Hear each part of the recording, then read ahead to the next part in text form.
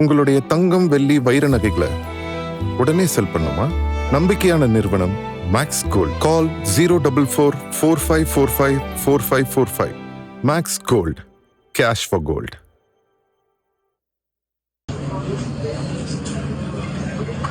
చాలా చూస్తున్నాను లాస్ట్ 2 అతను నమ్మి అమ్మాయి డ్రైవ్ చేసే విధానం పబ్లిసిటీలో ముందుకు రావడం ఇవన్నీ చిన్న విషయం కాదు.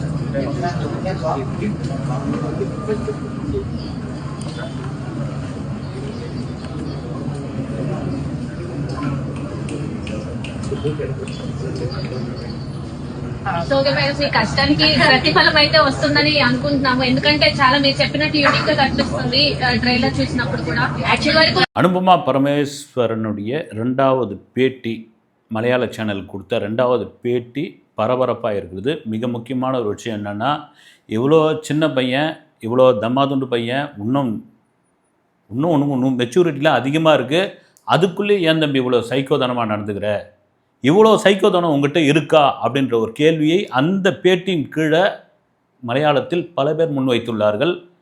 தமிழ்நாட்டை சேர்ந்த சில பேரும் வந்து முன்வைத்துள்ளார்கள். குறிப்பாக அனுபமா பரமேஸ்வரனுடைய அந்த முதல் வீடியோ, முதல் பேட்டி பெரிய பரபரப்பாச்சு. ஒரு நாள் அந்நியனாக இருப்பார், ஒரு நாள் அம்பியாக இருப்பார், ஒரு நாள் ரெமோவாக மாறிடுவார். அந்த நபர்கிட்ட நான் பட்ட அவஸ்தை இருக்குது, அந்த அவஸ்தையிலிருந்து நான் மீண்டு வந்தது என் பெற்றோர்கள் செய்த மிகப்பெரிய புண்ணியம் அப்படின்னு சொன்ன அந்த பேட்டி அதெல்லாம் எழுதி அதனுடைய தொடர்ச்சியாக இந்த 2வது பேட்டி. அதில் மிக முக்கியமான ஒரு விஷயம் என்னென்னா, நான் பர்தா அப்படின்ற ஒரு தெலுங்கு படத்தில் நடிச்சுக்கிட்டு இருந்தேன். அந்த தெலுங்கு படத்தினுடைய ப்ரெஸ் மீட்டு ஹைதராபாத்தில் நடந்தது. அந்த ப்ரெஸ் மீட்டில் நான் உட்காந்துக்கிட்டு ஊடக நண்பர்கள் கேள்வி கேட்குறாங்க. அவங்க கேள்வி கேட்க கேட்க அந்த பட சம்பந்தமான கொஷினாக கேட்க கேட்க ஒரு கட்டத்துக்கு அப்புறம் நான் வெடித்து அழ ஆரம்பிச்சிட்டேன். என்னால் அந்த அழுகியை தாங்கவே முடியல. அந்த மீடியா நண்பர்களுக்கு நான் எதுக்காக அழறேன்னு சில பேருக்கு தெரியாது.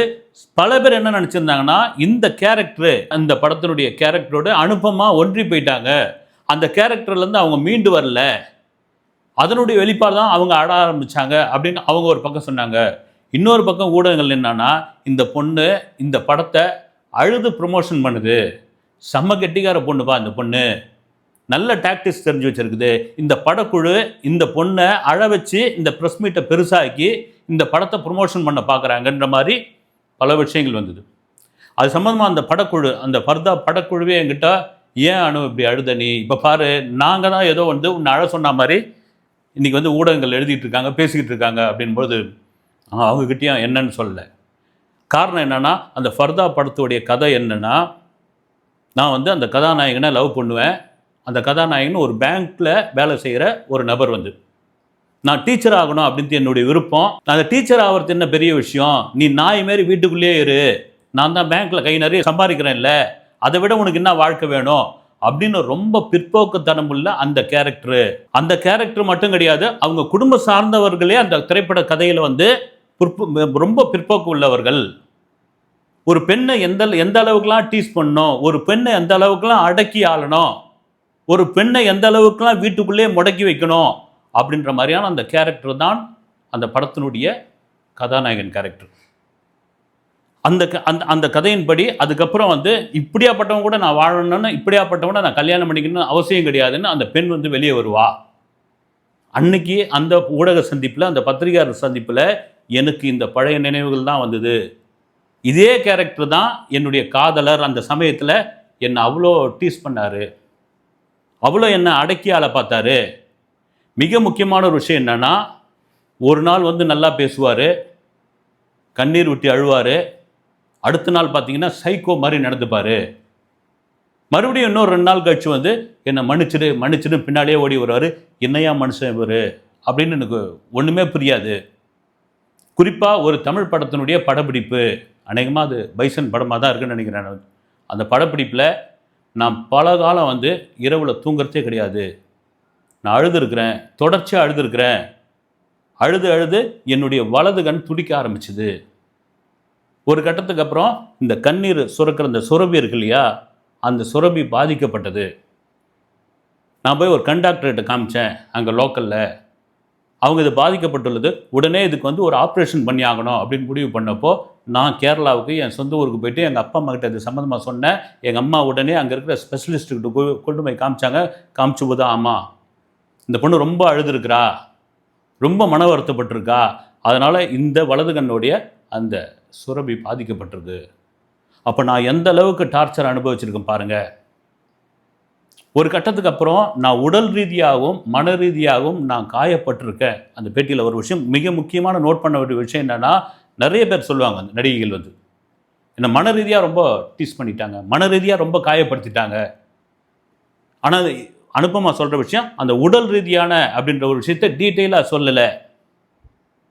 எனக்கு என்ன இந்த மன அழுத்தத்தின் காரணமாக உடல் எனக்கு பாதிக்கப்பட்டது, எனக்கு உடல் எடை குறைய ஆரம்பிச்சுது, நான் சரியாக சாப்பிட்றது கிடையாது, தூக்கம் கிடையாது, இது ரிப்பீட் ஆகிட்டே இருக்கும் என் மனசில். அந்த நபர் ஒரு நாள் ஒரு மாதிரி நடந்துப்பார், இன்னொரு நாள் வேறு மாதிரி நடந்துப்பார். தெரியாமல் இந்த காதல் வலையில் வந்து நம்ம மாட்டிக்கிட்டோமோ அப்படின்ற பயம் கொஞ்சம் கொஞ்சமாக வர ஆரம்பிச்சுது. நாங்கள் ஒரு சாதாரண குடும்பம், ஒரு மிடில் கிளாஸ் குடும்பம். நான் ஏற்கனவே முன் பேட்டியில் சொன்ன மாதிரி ஒரு நாள் அந்த காதலர், அந்த நடிகர் பேரை அவங்க மறுபடியும் பேரை சொல்லவே இல்லை, இது ஒன்றே போதும். வந்து ஒரு நாளைக்கு ரெமோவாக இருப்பார், இன்னொரு நாளைக்கு அம்பியாக இருப்பார், இன்னொரு நாளைக்கு அந்நியனாக மாறுவார். அப்படி இது ஒன்றே போதும், பேரை சொல்ல வேண்டிய அவசியமே கிடையாது. அந்த குடும்பம் எங்கள் ஃபேமிலியை கூப்பிட்டாங்க, கூப்பிட்டு பேசினப்போ எனக்கு மிகப்பெரிய அதிர்ச்சி ஒன்று காத்துக்கிட்டு இருந்தது. எந்த அதிர்ச்சி அப்படின்னா, நடிகையோடைய கருப்பை பற்றி பேச ஆரம்பித்தாங்க. அப்படின்னு எவ்வளோ பெரிய கேவலமான ஒரு விஷயம் பார்த்தீங்களா? இவங்க எல்லாம் ஊரில் இருக்கிற நடிகை கூட நடிக்கலாம், அப்பாவும் பிள்ளையும் போய் நடிக்கலாம், ஜோடி சேரலாம், அந்த நடிகை சம்மந்தமாக பேட்டி கொடுக்கலாம்.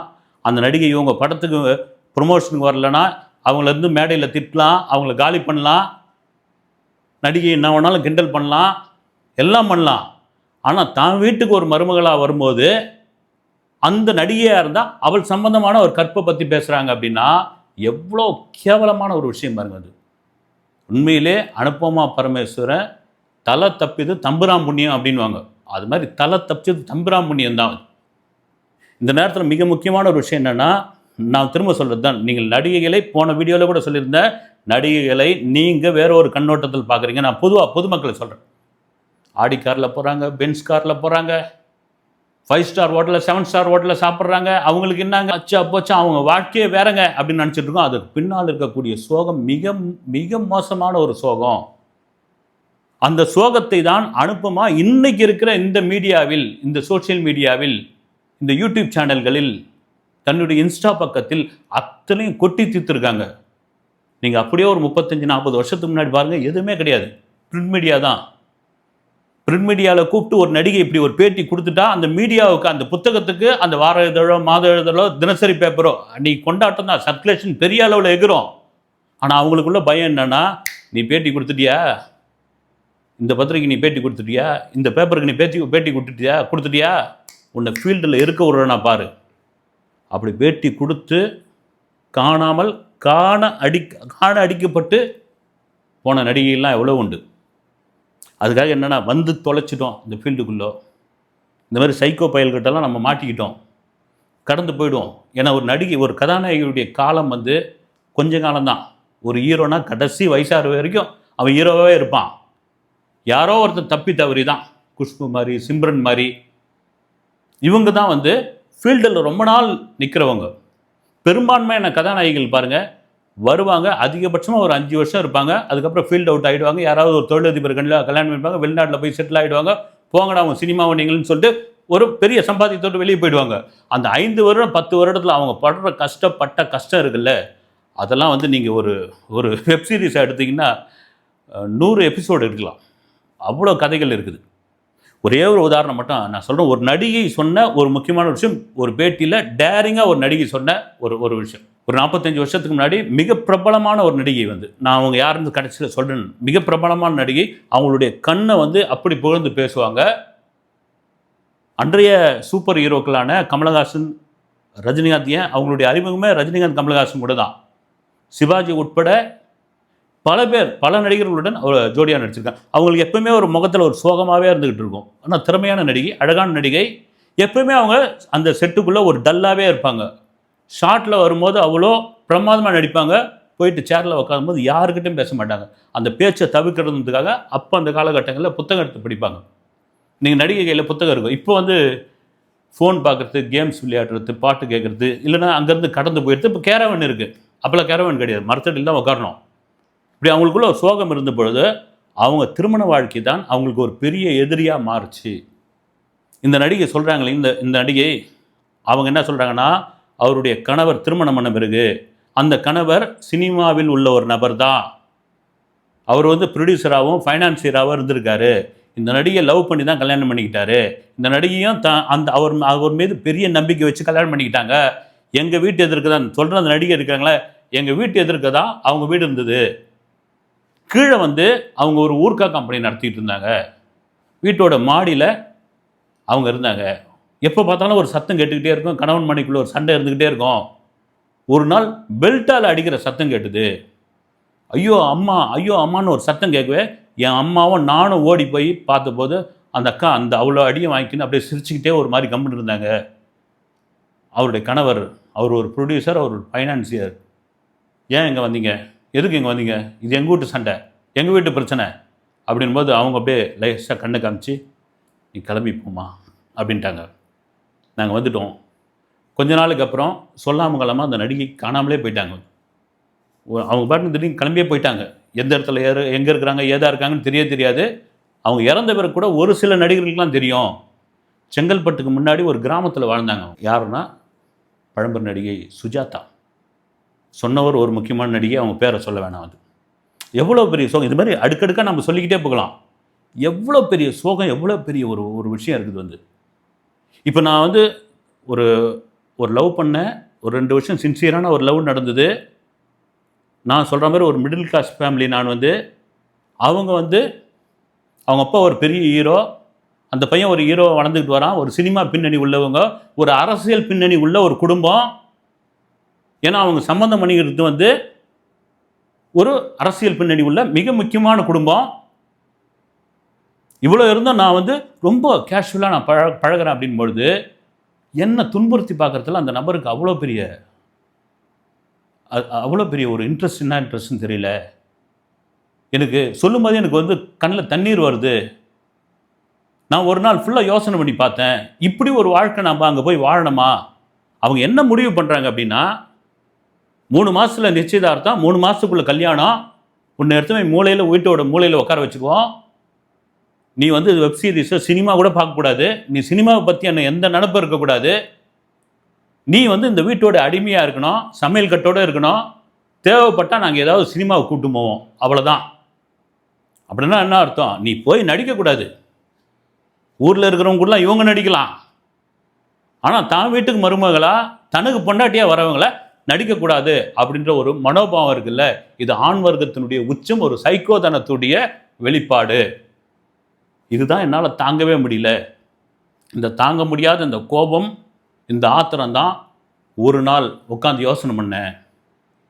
அது யோசனை பண்ணதுக்கு காரணம் என்னென்னா, அந்த அளவுக்கு இந்த நபர் என்னை உடல் ரீதியாகவும் மன ரீதியாகவும் டார்ச்சர் பண்ணிட்டாரு. அந்த உடல் ரீதியான டார்ச்சர் என்னன்னு அந்த பேட்டியில் அவங்க சொல்லலை. எங்கேயாவது காயப்படுத்தினாரா, ஏதாவது என்ன பண்ணாரா? ஏன்னா பழைய காலத்து படங்கள்லாம் நம்ம பார்த்துருக்கோம். இந்த மனைவியை துன்புறத்துக்காக சிகரெட்டை பிடிச்சி அவள் உடம்புல வைப்பான் வீட்டுக்காரன். திடீர்னு ஒரு வெந்நீரை எடுத்து மூஞ்சில் ஊற்றுவான். இதெல்லாம் நடந்துருக்குதுங்க. 47 நாட்கள்னு ஒரு படம், சிரஞ்சீவியோட 2வது படம் தமிழில், பாலச்சந்தர் இயக்கத்தில். அந்த படம் பார்த்தீங்கன்னா பயங்கரமாக இதுவாகிடும். ஒரு பொண்ணை கல்யாணம் பண்ணி அமெரிக்கா போயிடுவான். அமெரிக்காவில் இருப்பான் அவன். அந்த அமெரிக்காவில் வச்சு அவளை என்னென்ன 47 நாள் அவளை கொடுமைப்படுத்துவான். அவளுக்கு இங்கிலீஷும் தெரியாது, ஒன்றும் தெரியாது. ஒரு சாதாரண வீட்டு பெண் அவ ஒரு அந்நியமான ஒரு பூமிக்குள்ளே போயிடுவா. இப்போ மாதிரி வசதிலாம் கிடையாது, செல்ஃபோன் கிடையாது, ஒன்றும் கிடையாது. அந்த 47 நாட்டில் அந்த நாளில் அங்கேருந்து எப்படி அந்த சைக்கோ கணவன்கிட்ட அவள் மீண்டு வரா. ஏற்கனவே சிரஞ்சீவி அதில் ஒரு வில்லனாக நடிச்சிருப்பார். பிரமாதமான ஒரு படம் அந்த படம். அந்த மாதிரி ஒரு நிலைமைக்கு தான் என்னை கொண்டு போக பார்த்தாங்க. என் தம்பி இருக்கனால, என் சொந்த தம்பி, அவனை தொட்டு பேசுகிறதுக்கு நான் பயந்தேன். நான் அதுக்கான காரணம் என்னென்னா, அந்த அளவுக்கு என்னை காயப்படுத்திட்டாங்க. அந்த அளவுக்கு எனக்கு உளவியல் ரீதியாக என்னை மாற்றிட்டாங்க. என்னால் தாங்க முடியல. எவ்வளோ ஒரு வேதனையான ஒரு விஷயம் பாருங்கள். நான் திரும்ப சொல்கிறதுன்னா, அனுபமா என்ன அனுபமா பரமேஸ்வரன் ஒரு 100கணக்கான படமாக நடிச்சிட்டாங்க. நடித்த படம் கொஞ்சம் படம் தான். உனக்கு விருப்பம் இருந்தால் லவ் பண்ணுறான்னு கல்யாணம் பண்ணிக்கோ அப்படின்னு சொல்லிட்டு போ. விருப்பம் இல்லையா பிரேக்கப் போட்டு போயினே இரு. நான் விருப்பம் இருக்கிறதுன்னு ஒரு நாள் சொல்கிறது, அடுத்த நாள் வந்து சைக்கோத்தனமாக எனக்கு நான் உன்னை விரும்பலைன்னு சொல்கிறது, அதுக்கு அடுத்த நாள் காலில் விழுந்து கண்ணீர் விட்டு அழறது. அப்போ எவ்வளோ பெரிய ஒரு குணம் இருக்கும் பாரு. இப்போ தான் அவங்க அப்பா ஒரு மனித குரங்க கையில் வச்சுக்கிட்டு அதுக்கு போஸ்ட் கொடுத்து அது ஒரு பஞ்சாயத்து நடந்துக்குது. இதே ஒரு சாதாரண ஆள், ஒரு சாதாரண மனுஷன் அந்த மனுஷ குரங்கு வச்சுக்கிட்டு தடை செய்யப்பட்ட அந்த மனுஷ குரங்கு வச்சு ஒரு வீடியோ போட்டுருந்தான்னு வச்சுக்கோ, சும்மா விட்டுருவாங்களா? கேட்குறேன் நான், சும்மா விடுவாங்களா? நேரத்துக்கு நீங்கள் படைப்பலம், பணபலம், அரசியல் பலம், அதிகார பலம் இதெல்லாம் இருக்க வச்சு தானே உங்களுக்கு இவ்வளோ பெரிய இது. நீங்கள் மட்டும் எல்லா கதாநாயகி கூட அரைகுறையாக ஆடலாம், எல்லா கதாநாயகி கூட டூயட் பாடலாம், எல்லா கதாநாயகி கூட இதுக்கப்புறம் சொல்ல வேணாம். ஆனால் உங்கள் வீட்டுக்கு வர மருமகம் மட்டும் சினிமா சாராத ஒரு பொண்ணாக இருக்கணும். சினிமா சார்ந்தவளாக இருந்தால் கூட அவருடைய கற்பை நீங்கள் பரிசோதனை பண்ணி பார்ப்பீங்க, அந்த கற்பை பற்றி விமர்சனம் பண்ணி பார்ப்பீங்க. என்னையா கொடுமையான ஒரு விஷயம் அது. உண்மையிலே சாதாரண ஒருத்தன் இருக்கிறான்ல, ஒரு நடிகை திருமணம் பண்ணிக்கிறான்ல, சாதாரண ஒருத்தன், அவனை உண்மையிலே வரவேற்கக்கூடிய ஒரு விஷயங்க என்ன நான் திரும்ப சொல்கிறது, நடிகைன்னா அவ்வளோ பெரிய கில்லுக்கிறியா? அவ்வளோ ஒரு பொண்ணு தானே, அவளுக்கும் ஆசைபாசம் இருக்காதா? அவளை நீங்கள் டெஸ்ட் பண்ணுறீங்க, மன ரீதியாக இது பண்ணுறீங்க. இப்போ பாருங்கள், இப்போ தெலுங்கு ஃபுல்லாக தெலுங்கு மீடியா ஃபுல்லாக அந்த வர்தா படத்துக்கு ஏன் அனுபமா பரமேஸ்வரன் அழுதாங்கன்னு இப்போ தெரிய ஆரம்பிச்சிருக்குது. அந்த மீடியாக்கள் ரொம்ப வருத்தம் தெரிவிச்சிருக்காங்க. என்னை மன்னிச்சிருங்க அனுபமா பரமேஸ்வரன், உங்களை நாங்கள் இது மாதிரி விமர்சனம் பண்ணிட்டோம், அந்த படத்தோட ப்ரொமோஷனுக்காக நீங்கள் ஃபேக்காக அழுதிங்க அப்படின்னு நாங்கள் சொல்லிட்டு இருந்தோம். ஆனால் இதுக்கு பின்னாடி இவ்வளோ பெரிய சோகம் உங்கள்கிட்ட இருந்திருக்கு அப்படின்னா எவ்வளோ பெரிய கொடுமையை நீங்கள் அனுபவிச்சுட்டு வந்திருக்கீங்க அப்படின்னு அவங்க ஒரு விளக்கத்தையும் ஒரு சாரியும் கேட்டிருக்காங்க. இதுக்கிடையில் அந்த திரும்ப சொல்கிறது என்னென்னா, அந்த நபரோடைய பேரை அந்த நடிகை சொல்லவே இல்லை. அது யாருக்குறைய ஊருக்கே தெரிஞ்சு போச்சு, துருவ விக்ரம்னு. அவர் ஒரு இன்ஸ்டாவில் ஒரு பதிவு ஒன்று போட்டிருக்கார். ஒரு இளைஞன் கோபத்தோடு கடற்கரையை நோக்கி, கடலை நோக்கி போகிறான். அங்கே நின்றுட்டு மறுபடியும் அவன் கத்திட்டு அந்த கடலுக்கு வெளியே இருந்து திரும்ப வரான். அந்த போஸ்ட் எதுக்கு? ஏன் இப்போ உங்களை தான் சொல்கிறாங்க, ஒரு நாள் அண்ணியே, ஒரு நாள் ரெமோ, ஒரு நாள் அம்பி அப்படின்போது நீங்கள் தான் போது இவங்க 2 பேரும் அப்பாவும் மகனும் வாயே திறக்கலை அப்படின்பொழுது அப்போது இதில் எவ்வளோ பெரிய உண்மை இருக்கிறது. அனுபமா பரமேஸ்வரன் அடுத்தடுத்த பேட்டிகள் கொடுக்கும் பொழுது டேரிங்கான ஒரு விஷயத்தை சொல்லக்கூடும். ஏன் பயப்படுறாங்க அனுபமா பரமேஸ்வரன்னா, திரும்ப சொல்கிறது என்னென்னா, கேரளாவில் ஒரு பின்தங்கிய பகுதியில் ஒரு சாதாரண குடும்பத்திலிருந்து சினிமாவில் முட்டி மோதி இன்றைக்கி இந்த இடத்துக்கு தெலுங்கில் ஒரு பிரபலமான நடிகையாக மாறி, தெலுங்கில் ஒரு ராசியான நடிகையாக மாறி செலக்டிவான படங்கள் தான் பண்ணியிருக்காங்க. அப்படி வந்த நாம் இந்த மாதிரி நபர்கள் கூட, இந்த மாதிரியான ஆட்கள் கூட நம்ம மோதனா சேதாரம் நமக்கு தான், அசிங்கப்பட்ட பொறுத்து நாம் தான். இவங்க எந்த எல்லை கொண்டாலும் போவாங்க. அதனால தான் பேரை குறிப்பிடாமல் இந்த விஷயங்களை தன்னுடைய மனசில் உள்ள அத்தனையும் போட்டு தீர்த்துருக்காங்க. இதெல்லாம் தாண்டி திரும்பவும் சொல்லத்தான், எவ்வளோ பெண் அடிமை, பெண் சுதந்திரம், பெண் புரட்சி என்னென்னவோ பேசுகிறோமே, இந்த கேடுகட்ட இந்த சினிமாவில் தான் இவ்வளோ மோசமான ஒரு நிகழ்வும் இருக்குதுன்னு நீங்கள் தெரிஞ்சுக்கணும். இவ்வளோ தெரியும். ஏங்க ஒரு சிஎம் ஃபங்க்ஷனுக்கு ஒரு நடிகை வராங்க அப்படின்னா அதை கூட ஒப்பிட்டு நீங்கள் ஒரு விஷயத்தை பேசுகிறீங்க, அரசியல் ஆக்குறீங்கன்னா எவ்வளோ பெரிய ஒரு கேவலமான ஒரு விஷயம். நீங்கள் அந்த பெண்ணை ஏன் நடிகையாக பார்க்குறீங்க? அது ஒரு பெண்ணாக பாருங்களேன். ஒரு விழாவுக்கு எத்தனையோ அழைப்பாளர்கள் வந்திருக்காங்க, அதுலேயும் அந்த பெண் ஒருத்தி திரும்ப அந்த வீடியோ எடுத்து போடுறது, திரும்ப அந்த ஃபோட்டோ எடுத்து போடுறது, திரும்ப கனெக்ட் பண்ணி பேசுறது, இதில் என்ன ஆதாரம் இருக்குது உங்களுக்கு? நீங்கள் அனுபவ பரமேஸ்வரன் ஆதாரத்தோடு நான் சொல்கிறேன்றாங்க, பேரை மட்டும் குறிப்பிடலையே கண்டி, ஆதாரத்தோடு சொல்கிறேன். ஒரு சின்ன பொண்ணு, இதுக்கப்புறம் தான் வாழ்க்கையே துவங்க வேண்டியதாக இருக்குது. ஆனால் அந்த பொண்ணுக்குள்ளே எவ்வளோ பெரிய மன அழுத்தம்னா இது காலகாலமாக இருக்கும். அது இன்றைக்கி அனுபவமாக பரமேஸ்வரன் ஃபீல்ட் அவுட் ஆகுறாங்க, இல்லை ஃபீல்டை விட்டு வெளியே போகிறாங்கன்னா இந்த அழுத்தம் எவ்வளோ காலம் தொடரும்? இந்த பேட்டி அப்படியே தானே இருக்கும். இப்போ அந்த பெண்ணுடைய வாரிசுகள், அந்த குழந்தைங்க யாராவது வராங்க, இந்த பேட்டியை பார்க்குறாங்கன்னா அவங்க என்ன நினைப்பாங்க? எவ்வளோ பெரிய விஷயம் இதுக்கு பின்னாடி துணிஞ்சி அனுபவமா பரமேஸ்வரன் மாதிரி பேட்டி கொடுத்தவர்கள் ஒரு சில பேர் தான். துணிவு இல்லாமல் இந்த சமூகத்துக்கு பயந்து, இந்த ஆளுமைகளுக்கு பயந்து ஒழிஞ்சு போகிறது விட்டு தொலைங்கடா இவனுங்க இப்படி தாண்டா அப்படின்னு கடந்து போனவங்க எவ்வளோ பேர் இருக்காங்க. அதெல்லாம் தாண்டி ஒவ்வொரு பெண்ணிற்கான கண்ணீர் இருக்குல்ல, அதுக்கு ஒரு விலை உண்டு. அந்த விலைக்கு நீங்கள் பதில் சொல்லியே ஆக வேண்டும் என்பது என்னுடைய கருத்து. அடுத்த வீடியோவில் சந்திக்கிறேன். நன்றி.